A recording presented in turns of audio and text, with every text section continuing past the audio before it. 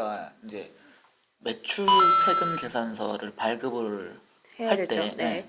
뭐 작성을 하잖아요. 세금 계산서에서 네. 이제 작성을 할 텐데 이게 꼭 적어야 하는 필요적 기재 기재사항. 사항과 뭐 조금은 좀 결해도 되는 임의적 기재 사항이라는 게 있는데, 그러니까 필요적 기재 사항이 조금 누락이 되거나 하면은 매입세 공제를 못 받을 경우도 있잖아요. 그래서 이거를 주의해서 적으셔야 하는데 네. 네 가지만 기억하면 되시죠? 네, 그냥 네 가지. 공급하는 사람, 공급받는 사람, 그리고 돈, 그리고 날짜. 그렇죠? 요거 네 가지를 지켜주셔야 되는데, 공급하는 사업자는, 그러니까 매출을 하는 사람은 사업자 등록번호랑 그리고 그 사람의 상호 또는 명칭, 그리고 공급받는 자, 그리고 사들이는 사람은 명칭은 없어도 되지만 그 사업자 등록번호는 꼭 있어야 되고, 네. 그리고 그 우리 금액 그죠. 얼마짜리, 공급가액과 공급가액과 부가가치세. 부가가치세 이걸 다 합치면은 공급대가. 네. 그렇죠. 공급대가가 되고, 그리고 이걸 언제 작성을 했는지, 언제 작성을 했는지, 그러니까 이 네 가지가 필요적 기재 사항이죠. 그래서 이제 매출 세금 계산서를 이렇게 작성을 해서 우리가 발급을 하게 되는데, 이 발급하는 시기가 있잖아요. 원칙적인 시기가.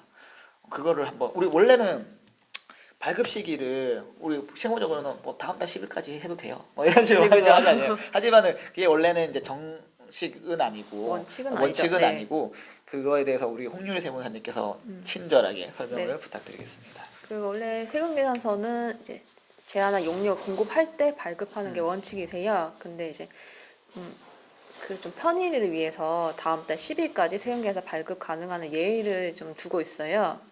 그래서 제일 많이 쓰시는 게 실제 거래 사실 확인되는 경우 해당 거래, 그러니까 영역이나 뭐 재화를 공급하는 날을 작성 연원일로 해서 세금 계산 발급을 가능하시는데 이걸로 보통 많이 쓰세요. 발급할 때. 그래서 저희가 방금 말씀드렸다시피 다음 달 10일까지 이제 발급하시면 돼요라고 말씀드린 거고요. 또 어떤 분들은 이제 한 달치를 이제 한꺼번에 해서 다음 달 10일까지 끊으시는 경우도 있어요. 그죠?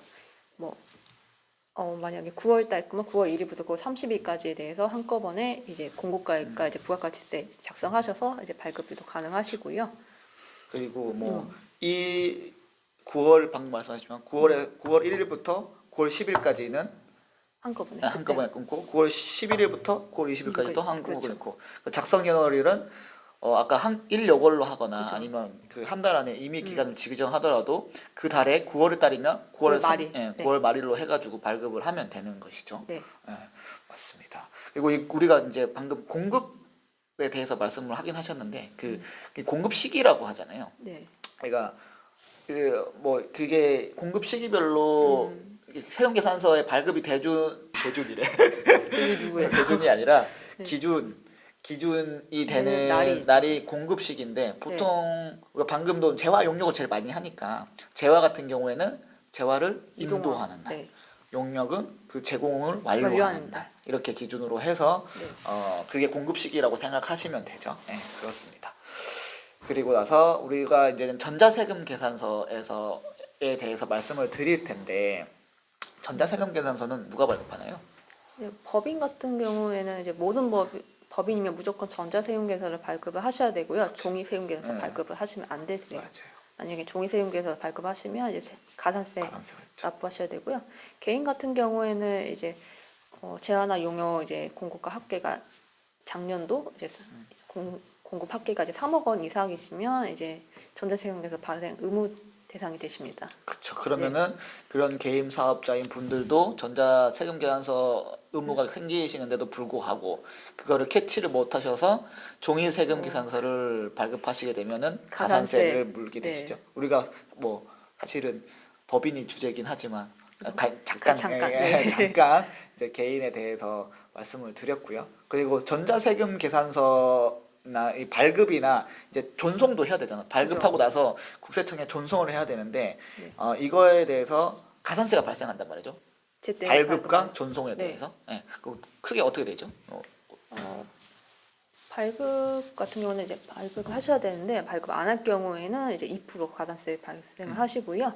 만약에 발급하는 입장에서. 네, 발급하는 입장에서. 근데 뭐 매입자 같은 경우에는 그 매출자가 이제 발급 안 해줬기 때문에 매입세금 계산서가 없으시잖아요. 그러면 이제 매입세 공제가 안 되시고 아예 불공제가 네, 굉장히 그런 큰 거죠. 큰- 부가가치세에서는. 네.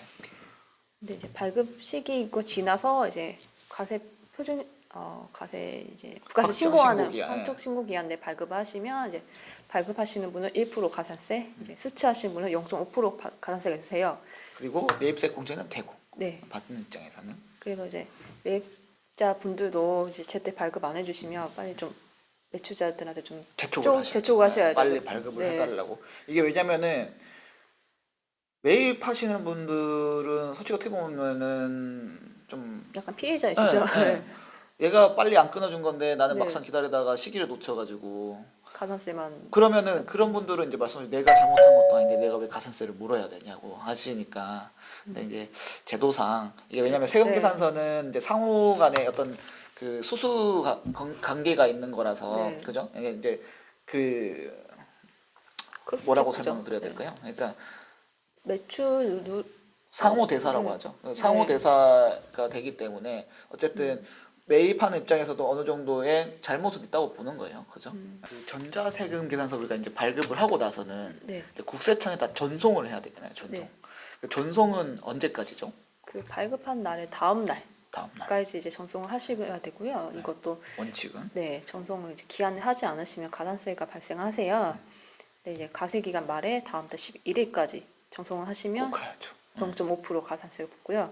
네, 그 11일 이후에 11일까지 전송을 못 하시면 이제 미전송으로 1% 가산세가 이제 부과가 됩니다. 우리가 아까 전에 세금 계산서는 이제 최소 다음 달 10일까지 10일까지, 납부, 네. 그러니까 그 발급을 해야 되는데 네. 그 10일을 기준으로 봐서 그 다음 날인 11일까지는 그쵸. 전송을 해야 된다는 거죠. 네.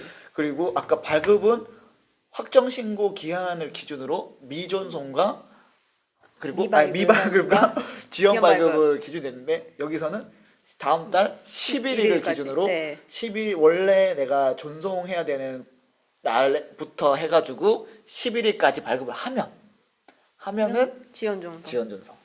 11일까지 발급 안 하고 그 이후에 발급을 한다고 전송을 한다고 하면 미전송으로 미전송으로 보게 되죠. 가산세가 네. 1%가 이제 부과가 되는 거죠.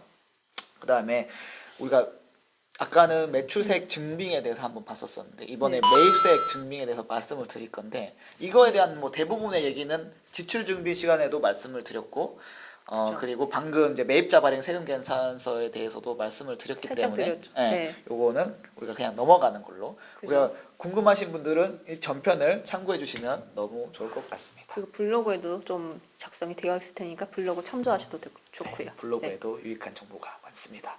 네. 그리고 나서 우리가 그 다음에는 의제 매입세액 공제라는 걸 한번 그렇죠. 설명을 드릴 텐데 의제 매입세액 공제가 무엇이죠?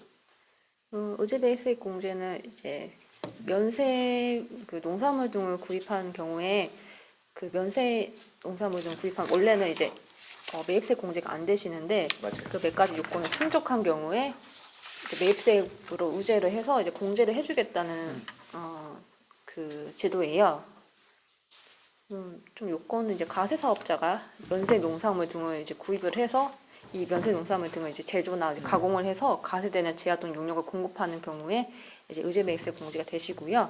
그러니까 대표적인 업종이라고 하면은 그냥 음식점, 음식점, 그러니까 음식점에서 뭐 쌀, 그죠? 대파, 양파, 감자 등. 감자 네. 이런 거를 면세품으로 사셔가지고 우리가 이제 의제 매입세 공제를 받아서 이제 부가세를 어느 정도 부담을 줄일 수가 있죠. 그죠. 이게 없으면은 음식점 같은 데는 굉장히 부담이 될 거예요. 부가세가 맞아요. 적지는 않기 때문에 이게 그리고 부가세는 사실 소득이랑은 상관없는데 이제 사업하시는 분들이 그거에 대한 좀 어떤 좀 부담이 크시죠. 그 네. 개념 자체가 없다 보니까 그런 부가세에 대한 그런 거를 잘 이해를 못 하세요. 사실 이게 그게 받는 돈이 내 돈이 아니죠. 아닌데 네.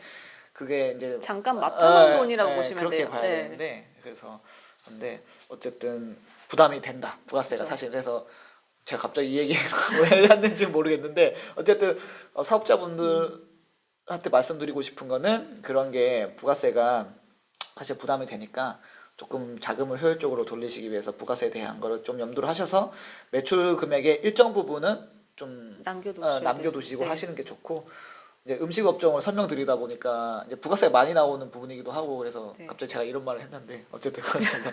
갑자기 그다음에 이제 음식점업 말고도 통조림 같은 것도 있죠. 통조림 그죠. 사업 같은 거 하시는 분들도 뭐죠? 뭐 꽁치 이게 송조리, 꽁치, 통조림, 어류, 그죠, 어패류나 뭐 과일 같은 그죠. 그 통조림 제조업을 하시는 분들 그런 분들도 그런 뭐죠? 과일, 배, 이게 복숭아, 우리 황도 이런 거 많이 먹으니까 그래서 어쨌든 그런 이제 통조림 사업에서 이제 복숭아를 사서 가공해서 과세 재화를 이제 제공을 판매하는 하는 거기 때문에 네. 판매를 하는 거기 때문에 그때도 과세 복숭아에 대해서 의제 매입세 공제를 받을 수가 있죠. 그쵸. 근데 네. 의제 매입세 공제는 우리가 일반적인 재화를 사서 과세 재화를 사서 재화를 어떤 가공을 해서 공급을 할 때는 그 과세된 재화를 살 때 10%로 공제를 받잖아요. 그죠. 근데 의제 매입세 공제는 10%까지는 아니에요. 그죠? 네. 그거는 요율을 제가 그냥 일반적인 법인의 경우만 이제 말씀을 드릴게요.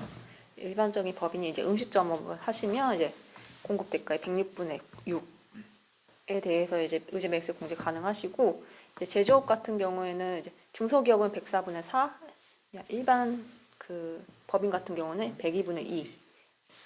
이 비율로 이제 공제율로 이제 매입세 공제 가능하십니다. 10%는 아니지만 네. 사실 10%는 아니지만 그래도 일정 부분을 해주신다. 안 되는 것보단 네. 낫다. 네.